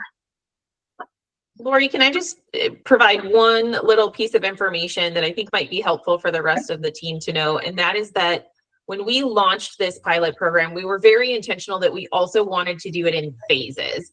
And the reason that we wanted to do it in phases was so that as each provider went through it and had an opportunity to go through the training, had an opportunity to explore the online modules and that training versus the in-person training, the access and interaction with the different appendices and exhibits that were created, as well as just general feedback from leadership.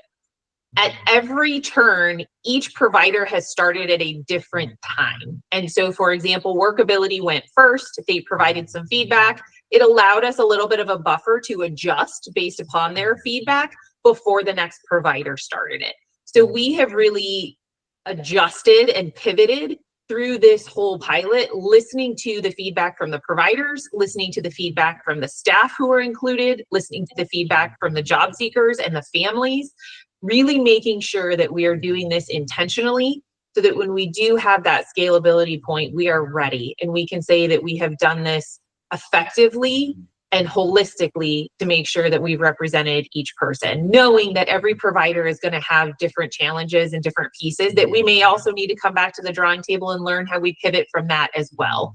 So I just kind of wanted to share that piece. And the other piece I wanted to do is just share a little bit of information because I'm going to kick it back to you, Lori. But the biggest thing that we've learned is the unlearning that needs to take place. So we haven't mentioned that. So I want you to just briefly, for literally 10, 15 seconds, talk about the importance of unlearning that we have found both from providers as well as from staff.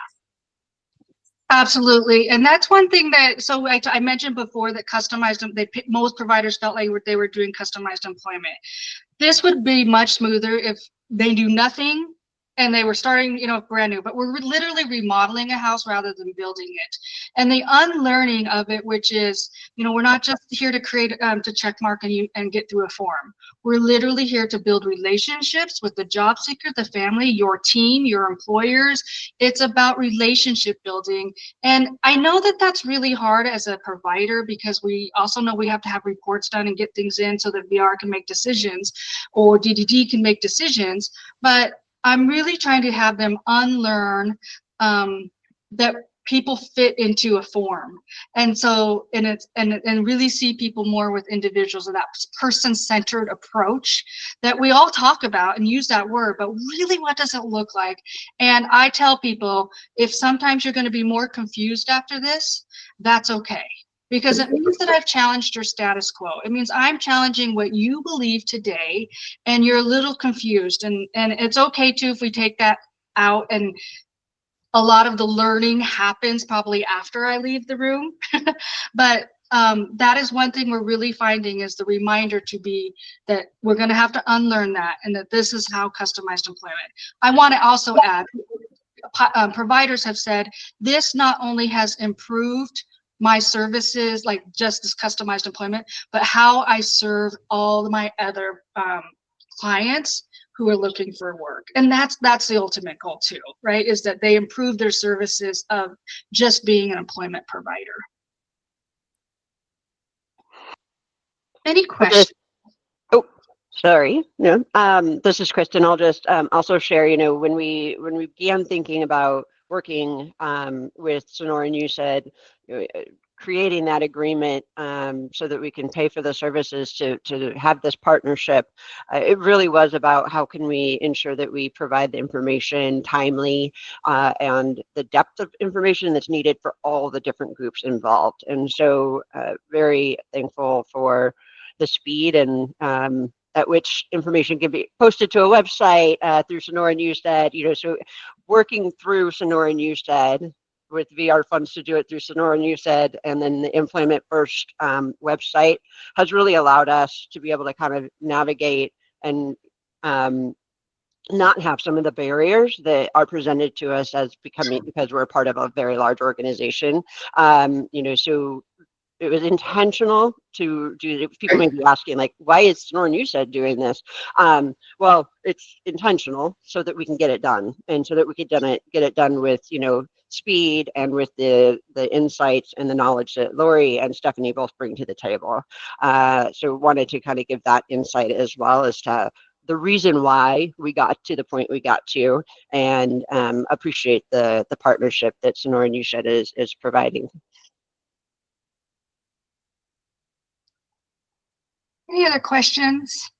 I know that was fast. So just quick next steps would be that, we're going to continue to provide these services. Our goal is to try to have some data on these existing clients and how they ran through the system, what was actually needed by everybody, so that you'll also hear that our VR staff are also very concerned about, like, how much does this cost? How many hours am I going to need to authorize? What does that look like? So we want to gather the data again on what did we experience through this to help us inform what the future costs looks like, what the future anticipated number of units, all of that. So continuing to run through that with the goal of then launching statewide, probably again in phases, because we can't bring everybody on and train everybody at the same time, given the numbers of staff and vendors that we have, but launching statewide closer to the end of 2025. Okay. Are there any other questions for our guest today?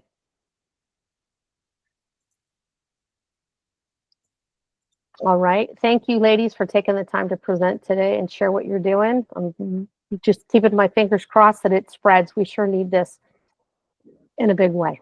I hope that you get all the vendors on board and maybe people can learn some stuff and change a little. So thank you so much. And staff too, because always a barrier as well. So thank you so much today for your time. Thank you. Thank you. Thank you. All right. I'll get you guys out of here in a few minutes. Let's move on to agenda item H. Are there any announcements that anybody needs to share? I have one. I put it in the chat, but I can say it again.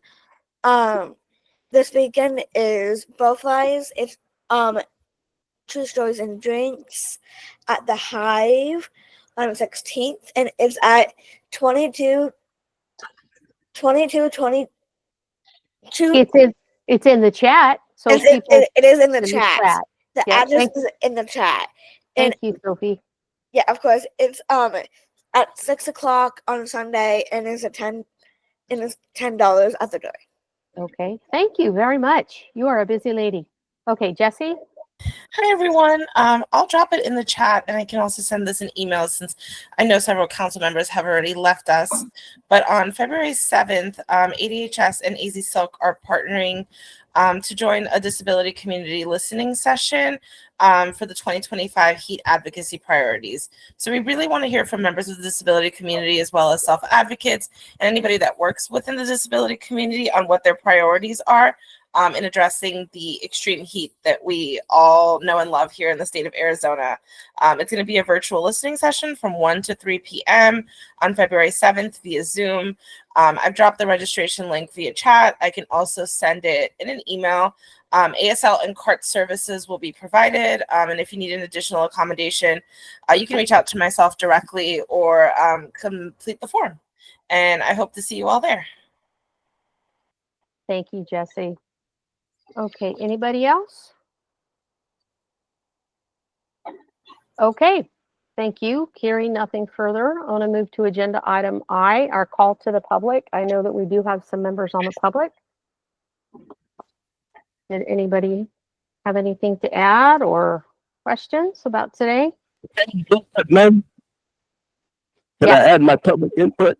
Yes, sir. Good to hear your voice. Thank you. All right, public input. May I say something now, ma'am? Yes, yes, sir. Go right ahead. Okay, I'm a parent of Northern Arizona, private support. I'm reviewing and listening to the program today when John was making remarks. It sounds like this Medicaid is going to be a concern in cutbacks, I guess. I need to ask you two questions.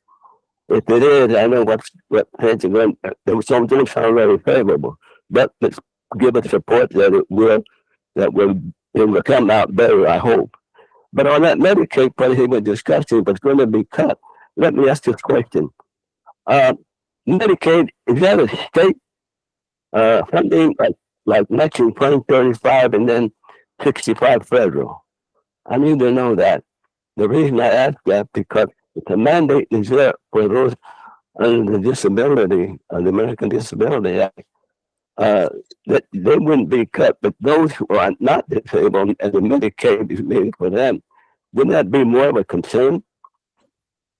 John is best suited to answer your question. He was the one who spoke about it on our agenda. Sure.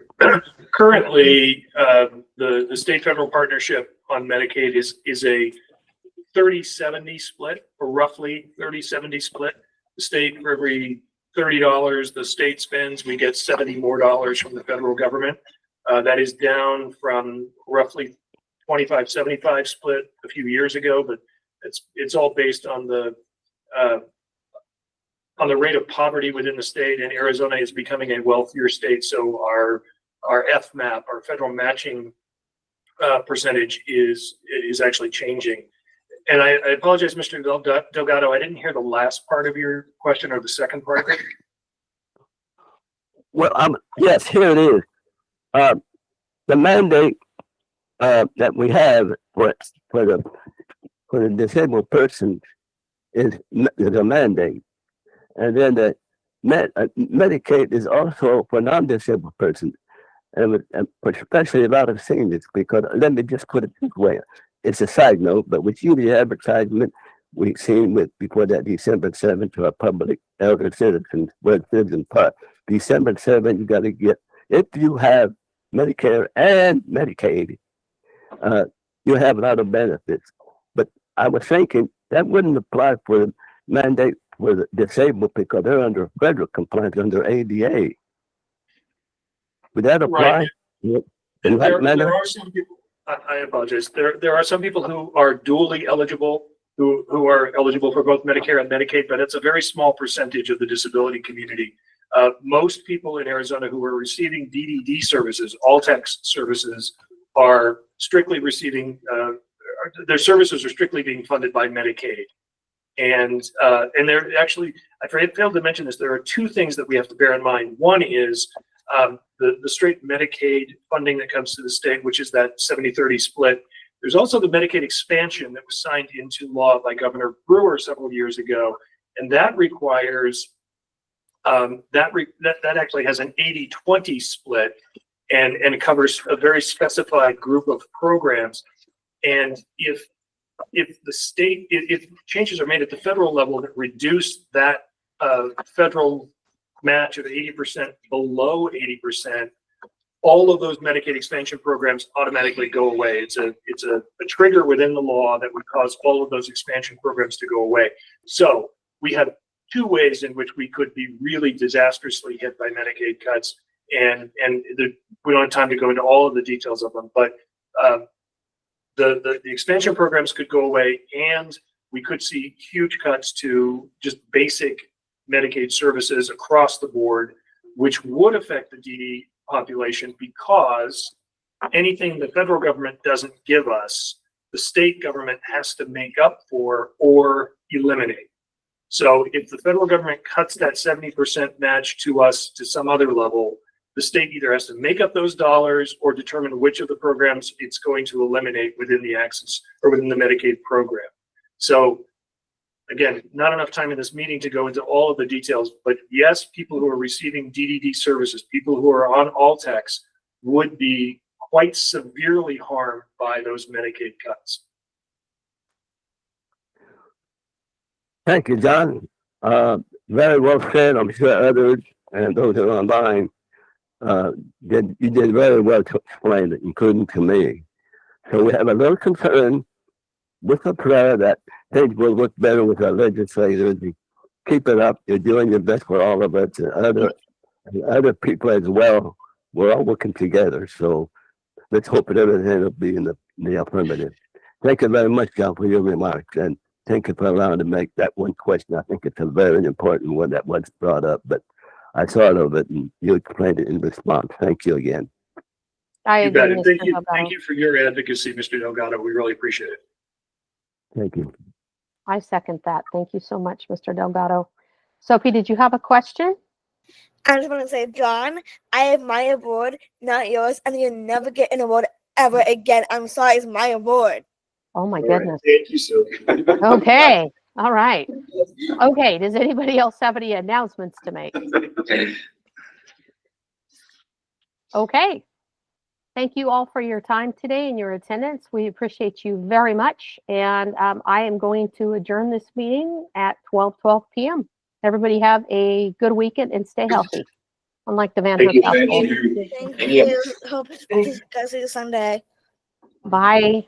Bye. Bye. Thank you. Good meeting.